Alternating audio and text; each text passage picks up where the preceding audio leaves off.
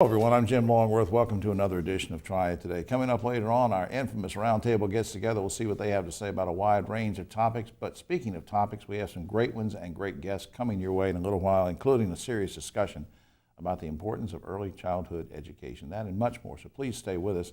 But I first want you to meet this great guest. He is newly elected High Sheriff of Forsyth County, Bobby Kimbrough Jr. Welcome to the show, young man. Thank you, sir. I appreciate it. Thank you. He's also author of this book called Surviving the Stop. I'm going to ask him about that in just a second. But first, let me just go back in time a minute. You grew up in Winston-Salem, so did I, and we have sort of the same kind of backgrounds and things, except you've been in law enforcement. You did police. You worked with fire department, DEA, a drug enforcement agent. How do you put all that together in a package? How is that going to serve you as being sheriff? It'll serve me very well because having worked with the local, the state, and the federal government, it gives me a global view of law enforcement. It helps me with the decisions that I make. It helps me understand the effects of law enforcement, not only from a local standpoint, but how it impacts us from a national standpoint. And we really need to coordinate all those things, local and national. A lot of times things fall through the cracks, and that's something that I think you can help with. Maybe we won't have those things fall through the cracks and have some of the problems that we do. Surviving the Stop. Now tell me quickly what this title means. You wrote this a couple years ago. What does it mean? Why did you write it? Well, I wrote that book as I was retiring. Saw some of the things that were happening and the misunderstanding between law enforcement and the community, motorists, drivers. Surviving the stop means the stop that takes place on the side of the road between the driver, the motorist, and the law enforcement. How do we survive that? You know, people say there are common things that you should do when stopped by the police, but common is not common. And so in that book, we talk about and discuss things, the respect that needs to take place, and how do you survive an interaction with the police. Well, we hear a lot from some of our African-American friends that say that they've coined the phrase driving while black, riding while black, walking while black. Is this book only for African-American motorists, or can we all learn something from it? No, that book is for anybody that drives from 16 to 80. Because you need to understand that within law enforcement, in any profession, there is a different way in that profession of communicating. A journalist is trained one way, a law enforcement is trained one way, a doctor is trained one way.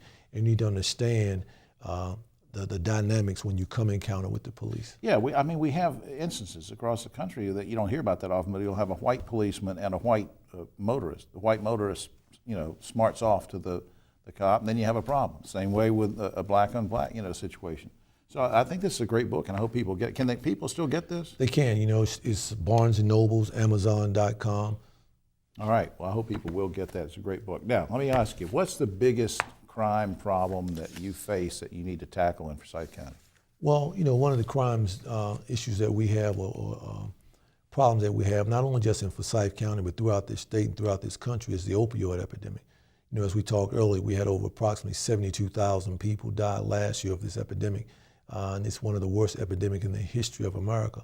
We've got to address that because it has no respect to race, color, creed, or financial. It's an epidemic that we've got to address.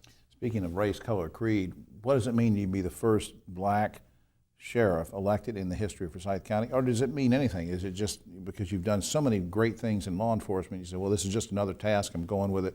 Or do you stop and think, okay, this means something different? Well, you know what? I do this because I love it. I never state the obvious. I know that I'm an African American, but I don't want to be seen. I want to be seen as the sheriff of the black, the white, the Latinos, the Hispanic, the East, the West, the North, and the South, because at the end of the day, that's what makes us great. Well, a lot of people elected you, and that brings me to the final question very quickly. People coming up to me, not just in your case, but other cases, say, hey, the police chief is hired by the city council. There's so much bad politics going on in sheriff's races. It gets really nasty in some of these races. Why don't we get the politics out of it, let the Forsyth County commissioners, county commissioners hire the sheriff? I understand the debate, and I get it. But you have to remember, as you said, that the police chief is selected, the sheriff is elected, because the sheriff is responsible for the city and the county, because the county sits inside of the city. He has jurisdiction, or she has jurisdiction throughout the city and the county. So I think that the people should elect the sheriff. You don't have to remind me about city, county. I pay city taxes and county taxes. I can imagine. We'll do a whole segment on that. Yeah, well, why not? Please get this book, and meanwhile, up on screen is the Forsyth County Sheriff's Office website. Please check that out. Sheriff, don't be a stranger to the show. I appreciate you, Jim. Thank you, sir. Thank you. We'll be right back after this. Triad Today, and always glad when the good folks from Crossnor can come and visit with us. And we have a return visitor, so glad to have her with us. On my right, Jenny Taylor is Chief People Officer for Crossnor School and Children's Home. Welcome back. Thank you for having me. Remind everybody of the mission, the overall mission of Crossnor, because some people who are in the Triad area, they're familiar with Children's Home. They drive by, they see what a beautiful campus it is. It's been there forever, and it's great. You do great work. Crossnor is a newer company to some of the people in this area. What's the overall mission there? Okay, so we've spent over 100 years of really working with children and families and providing that sanctuary of hope and healing. Today, we're really focused on foster care, both in the community-based foster care as well as residential-based foster care. Then there's support services that really help support that with day treatment programs, outpatient, and just really to work with the children and families that are here in our community. Give the kids the best advantage in life as you possibly can. Absolutely, to really help them build resilience and to be the best that they can possibly be. Yeah, y'all just do such a great job. Now, you have 2 campuses in North Carolina. I confess I have not been to the other one. Tell me where the other campus is and how many people total do you employ between the 2 facilities? Sure. So our other campus is located in Crossnor, North Carolina, which is in Avery County, up in the rural Appalachia. Right. A fun place to visit. So overall, we have about 250 employees. So from both campuses, Both campuses, total. yes. So what does that, I hate to get technical, how does that translate to here in the Winston-Salem area?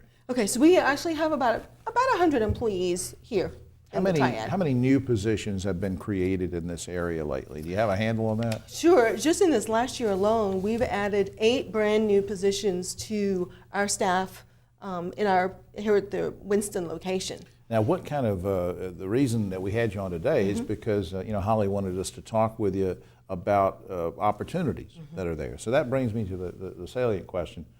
What positions are you seeking now if somebody's watching this? Sure. So we have therapist positions open. We have positions for our cottage parent, which is where the direct care staff, where we're really working day in, day out with the children that live on our campus. And also our day treatment counselor position as well, which is a day treatment program that we have with the school district.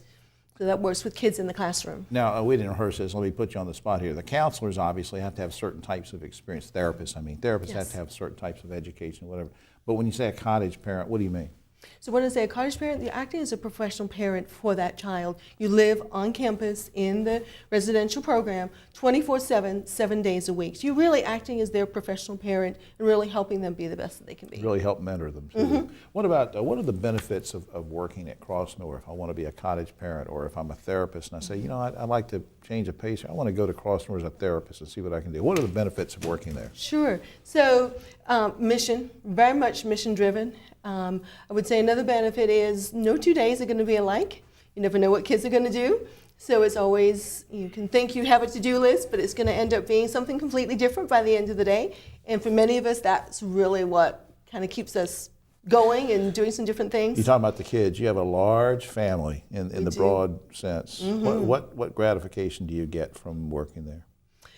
The gratification I get is seeing kids do just even some simple things. One day I had a young man that was outside and he was just kind of acting up a little bit, and I had a bottle of bubbles in my office, and be able to just go outside, blow those bubbles, and see this little kid. He was probably no more than 3 or 4 years old, but he was giving his cottage parent a hard time to just blow those bubbles and see him just really go, wow. Isn't that something? Yes. Isn't that something? Because there's such, you take everybody, all age ranges from infancy on up. So, golly, Jenny, I just think that's great. Up on the screen, crossnor.org is the information. Please go to the website, and if you want to help out, if you want to be a foster parent, if you want to get involved, and especially if you want a career at Crossnor, please check out that website, and it can get you to the people that can give you some information. Okay. Thanks so much for what you do. Thank you for having me today. All right. We'll be right back after this. Right now on Triad Today, and always glad when we can have a visit from the good folks at the Kate B. Reynolds Charitable Trust, but we also have a special guest courtesy of those good folks, and you're going to see what we're talking about with a very serious topic of early childhood education. Let's get right into it. First, on my immediate right is a man who hasn't been here in many years, and I don't take that personally, but we're glad he's back. Bob Fickham is President and CEO of Family Services of Forsyth County, and visiting us from Kate B. Reynolds Charitable Trust, who helped put this segment together. Joe Crocker, Director of Local Impact at the Trust. Welcome, guys. Good. Thanks, Jim. Joe told me to spend some time with Bob, and then we'll end up with something that Joe's going to tell us about. So Bob, let me come to you first, and let's just get a plug in for Family Services. What's your overall mission there? Our overall mission is to advance the safety, security, and success of families and children throughout Forsyth County. That encompasses a lot of territory. It does, and we cover a lot of ground in terms of early childhood, family violence programs, and counseling. Why the focus so much on early childhood education? When I came up 100 years ago, actually raised in the 50s, sometimes you'd go to a little summer school thing. Some people went to kindergarten. Most places didn't have kindergarten. Mm-hmm. Why is it such an issue now? Well, I think the science has caught up with what every parent knows, that a lot happens between birth and 5 years of age. And they can see it in terms of the child's behavior, their growth and development, but what science has done is found out what's happening inside the brain, with all of the brain architecture that's being built and how that's influenced by the environment, by the family, by the home, by the community. And it's in those years that we have a window of opportunity to build a solid foundation for adult life. So it's an investment that pays off down the road. I get you. And we didn't rehearse this. Let me throw in a ringer question here, though. Did some of these deficiencies and problems that we need to take a look at, were they always there? Did they just get disguised? Or are we not handling them as well now because of environmental situations? Well, I think we're continuing to learn as we go along. I mean, the whole early childhood field has come a long ways in the last 50 years. You and I may be able to recall when it was usually called daycare, and it was considered to be like babysitting. Yeah. Now it's a profession, and there is research aplenty into what makes for a high-quality early childhood program. And that makes all the difference. Get them ready for school. Universal Pre-K, what is it? How can it help the entire community? Well, you know, we've moved away from calling it universal because that tends to make people think it's mandatory and something that's required and something that's the same for everyone. Our initiative we now call the Pre-K Priority, and what we want to do is to expand opportunities for every 4-year-old child in Forsyth County to attend a high-quality pre-K program. Give me an example of how that's going to work. Well, we'll build on the system that we have. Right now, we have about 60% of 4-year-olds that are involved in some sort of licensed child care program. Many of them are publicly funded, like our Head Start program is, the North Carolina Pre-K program. So we're going to build on that quality. You know, North Carolina has a reputation nationally for having the highest quality pre-K programs coming out of our state North Carolina pre-K system. Joe, take us home on this one. I want to ask about something called Great Expectations. I know it's on the website for the Trust, KB Reynolds. What is that, and why are you involved in it? Well, thanks for asking, Jim. Great Expectations is a major initiative of the KB Reynolds Charitable Trust for our local impact area. And what it is, it's an initiative that ensures that every child, regardless of economic situation, but every child enters kindergarten ready to learn and to succeed through school and through life. And have you guys sort of partnered up? Do you just happen to be here today because you like each other, which I know you do, but is there some kind of informal partnership arrangement where you guys sort of use each other? Well, you could say a little bit of both. There's a little bit of informal and a little bit of formal because Family Services, as Bob has indicated, is a major stakeholder in providing early childhood services for Forsyth County. And that being the initiative of the Great Expectations, that's something that we want to continue to. Well, I just appreciate what you guys are doing. Up on screen, a couple things I want you to look at, www.kbr.org, that's for the KB Reynolds Charitable Trust, and FamilyServicesForSyth.org. Please check both of those websites out. Two fine organizations that do work that's going to benefit and already has benefited the entire community. Bob and Joe, thanks for everything. Thank you. Thank you for giving us this opportunity. Appreciate it. All right. We'll be right back after this. Triad Today, always glad when we can snag this gentleman and get him down here. Our good friend, Dr. Bob Shackelford, president of Randolph Community College, and Happy New Year. We're into a new year. Welcome, sir. Jim, it's always my pleasure. You don't look any older than last year. I don't know why that is. You know, but anyway, all right, now let's talk serious. I was reading a statement by you. I don't know if it was a speech you made or something that I picked up on. You said that Randolph Community College classes and programs are, quote, created strategically. Give me a few seconds on what you meant by that. Well, what I mean by that is that we don't sit there as an educational entity and say, well, why don't we offer this and that? Well, how about this idea? And then hang out a shingle and say to the community, y'all come. What we do is we work with the community. We talk to business, we talk to industry, we talk to the high school partners, we talk to people in the community, and we try to plan with them so that we're planning for the jobs that are coming, not the jobs that were.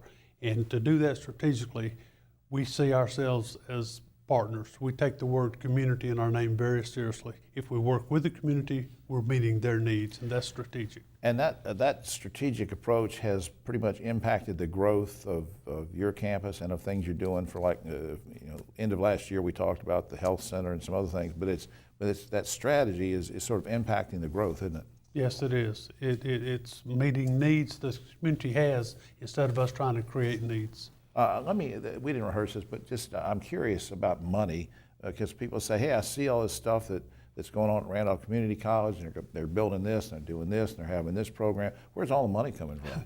It's funny you ask. We have visitors on campus from other community colleges around the state, and they say, where are you getting all this money?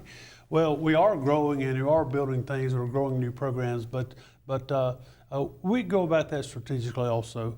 We have about 85% of our budget comes from the state. That's all of our operations classes. 15% comes from the county. That's all of our facilities. We are very strong in the grants now. We've earned a couple grants in the past year over $1 million. We don't want to live just off the state and the county. We earn grants, and then we have a lot of community partners who believe in what we do, and they contribute to help us do it better. And just like the Golden Leaf Grant we talked about at the end of last year briefly, I mean, you can't just get grants. I mean, you have to know what you're doing, and you have to have a good plan, and you guys have a good track record of where you want to go with these projects, and that's why you're getting the grants, so congratulations on that. All right, now let's talk about stereotypes. I'm an old guy, and I remember in the days, and it's not just Randolph Community College, but people say, so-and-so's going to community college. Yeah, I reckon that was his second choice. I reckon that was just a fallback position, Right. Things have changed. Well, they have. The community colleges began as technical schools. That's where you go to learn carpentry or masonry if you can't get into college. Right. But our mission has expanded so exponentially that we now are the junior colleges of old. We are, instead of students having to choose between a four-year university and a community college, we are actually the smartest way to go to a four-year university. Your first 2 years, you take academic, fully accredited college courses for a fraction of the cost, and then transfer as a junior. And you have saved tens of thousands of dollars, and you go in as a junior just like the students who are already there. And interestingly, the students who graduate from the community college, when they get to the four-year university, their junior and senior year, statistically, they outperform the native students of the universities. I didn't know that. While saving tens of thousands of dollars to get there. So you save money to get there, and then you go there and outperform the native students. Yeah, and I think you said at lunch one day or something, I might be paraphrasing, said that these folks, they come out of Randolph Community College and they're more focused. They've done the 2 years and they go to NC State or UNC or wherever they're going, and they're just more focused. Or in a lot of cases, and let's not forget, the great jobs, and it's great to be a carpenter, it's great to be a plumber, and there's great jobs in those too that you can go right to. We have those technical fields still. We still train in career and technical programs. We're proud of that. That's our heritage. But we've expanded into this other market. College transfer is our biggest single program on campus. I didn't realize it's that. people on the way to the four-year universities. And I'm a product of the universities, and I love the universities, and I want our students to go there. But with us, they have 25 people in the class the first couple of years instead of 200. Yeah. They're taught by full professors day one. We focus on student support services. They succeed when they get to the Better university. environment for learning. I just congratulate you on that. All right, up on screen, randolph.edu is the website. I hope you will check that out for all the great things going on at Randolph Community College. Thank you, sir. Jim, good to see you Good always. to see you again. We'll be right back after this. Now on Triad Today, just about time for the roundtable, but I want to say something about our good buddy Dave Plyler, who's here on the roundtable very often. Dave's wife of 57 years, Nancy, passed away a few days ago. They had a beautiful funeral. It was great. She was very well loved, and our thoughts and prayers go out to our buddy Dave for his loss. All right, let's get to it. Next to me, on my right, but always political left, Ogie Overman, that great award-winning broadcaster journalist. Next to him, Carol Andrews, that great broadcaster, journalist, author. She does everything. In fact, she does so many things that we're not going to even have time for Dave Briggs. No, next to her is our good buddy Dave Briggs, who is director of High Point Theater. We call him Mr. Culture. Mr. Culture. He's Mr. Culture. Looks like a All right. petri dish. Yeah, that's right. Guys and gals, here's a story that doesn't seem to go away. It seems like every week we hear of a teacher who's convicted of having sex with a high school student. Now, here in North Carolina, the age of consent is 16, yet a teacher can go to prison for having sex with a 17-year-old student. Shouldn't the age of consent also apply when a teacher is involved, and should we change the age of consent to 18? Thoughts, Ogie? Well, I think the problem is that it's not consistent. You make it one or the other. I don't think raising it to 18 is the answer when kids are having sex at 13, 14, but either one or the other. Carol, if there's some recent cases involving this, what do you think? I think teachers are and should be held to a higher standard when it comes to our children because we send our children to I them. agree with you, but prison time for age of consent? You know, you don't change until there is a penalty for it. So I'm not Dave. bothered. Yeah, I think a teacher is a leadership role, and they can't hold that over the student, and that's often what takes place here. I think it's probably best judged on a case-by-case study, but man, I really send them to prison. I just don't think that You that's think it's right. worth it to send them away? All right, Winston-Salem City Council wants the North Carolina General Assembly to let them vote electronically when they need to, and that means they wouldn't have to meet in person. Good idea or bad idea, Ogie? That's terrible. I mean, you got to show up for the meetings. You got to face the electorate. You got to, They probably would, but they're just saying if we needed to. Carol? No. You don't like that? If I want to see you vote, I want to see your. I don't want it electronic, not at all. Dave? Yeah, I think there are probably some instances where an electronic vote is not a bad idea, but I think they're elected to sit in front of the public that elected them, and they may have to explain themselves, and I think that's important. Electronically, you just get away with whatever There'd you be want to no punch. accountability. That's Yeah. right. Speaking of voting and such, the state wants 21 different counties, including Guilford, to each purchase $8 billion in new voting machines by this fall because state officials say the county's current touchscreen voting machines are susceptible to hacking. There's been no hacking that we know of. The machines work fine. In that case, should Guilford County comply or should they fight the state in court? Ogie? is that $8 million per county? Yeah. Per county? Yeah. That's pretty steep, but I tell you, if it is susceptible to being hacked, eventually the Ruskies are going to figure out a way to get in. They've already gotten into several states. So you think the state's right? They ought to I think get. you almost have to. Carol? I think you have to protect the vote. Dave? I think the burden of proof here is on the state. I want them to prove that they're being hacked. And if they are, what firewalls can they put on those machines so that they aren't hacked? Yeah, because the county, the Guilford can't County claims afford their that. machines work fine. Sure. So I mean that. Yeah. Now, speaking of North Carolina General Assembly, they raised the minimum wage for state employees to $15 per hour, but hey, they refused to raise it for everyone else. Any comment from anybody, Ogie? Out of this state legislature, that's about the best you're going to get. That's a step in the right direction. Let's wait till 2020 and try to move it a little further. Ms. Andrews? I tend to agree. I don't. You're know with that Ogie on yeah, this. yeah. Oh, You're- that's rare.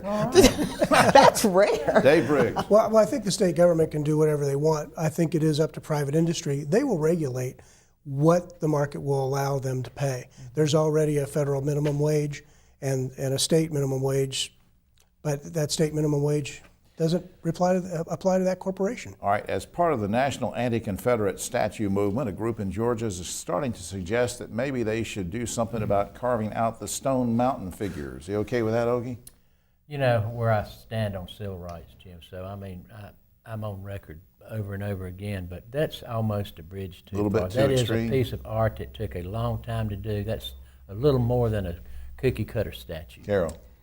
If you erase history, you are bound to repeat it, and I just Interesting. don't think Amen. it should come down. Now, Carol, do you Amen, apply Carol. that to the, I'll get to Dave in just a second. Do you apply that to the statue problems we're having in general, like the ones at Carolina, like the one in Forsyth County, or are you just talking about the extreme case of these monuments on mountains? No, I think it applies. I think that if history is there, there's a reason it's there, address that. Going and tearing down statues and doing all those other things, it just doesn't work and it doesn't solve the problem. You know, so it's not there. It's almost a cosmetic move when you move it. Right. Exactly. Dave? I agree with exactly what Carol said. So what if we find out that one of the presidents on Mount Rushmore's family had slaves? Do we knock that one down too? Yeah. So if you don't want to go see it, don't go see it. Of course, a lot of people claim that they can't help but see it. They're going by something. It offends them. It offends their sensibility. So we have to think of everybody. But I agree that. But remember what happened in South Carolina. We want to move the flag, take the stars and bars, which is one of 13 Right. Confederate flags, take it down. What did they do? They just Yeah. put it up. You still see it. All right, guys and gals, finally, we know that people who reside in one area of Chatham County, I don't know if it's the northern sliver or not, live longer than anyone else in the state. A lot of them up to 100 years old. Guys and gals, are you planning to move to Chatham County and live to be 100? Ogie? You know, I used to work I used to be the sports editor of the Chatham News for about So you 6 should live to years, 100. so I should make it to about 100. Carol, yeah. you going to move to Chatham County? Nope. Dave, Nice place to drive through. you're going to drive? Well, guy, Ogie's the No, only it's one that's not going to a live to bad- it's 100. You're not going to bad. live to 100 and he'll All right. tell our stories. Ogie will talk about us. Well, that's all the time we have, except for this. A Danish photographer is in trouble with Egyptian authorities for taking nude photos of a woman atop one of the Great Pyramids. As he was being arrested, the man said, "Hey, that's no woman, that's my mummy." But It's an old joke. Gotta be. Yeah, it's an old joke, but it's an old mummy. All right, for all of us here on Triad Today, I'm Jim Long.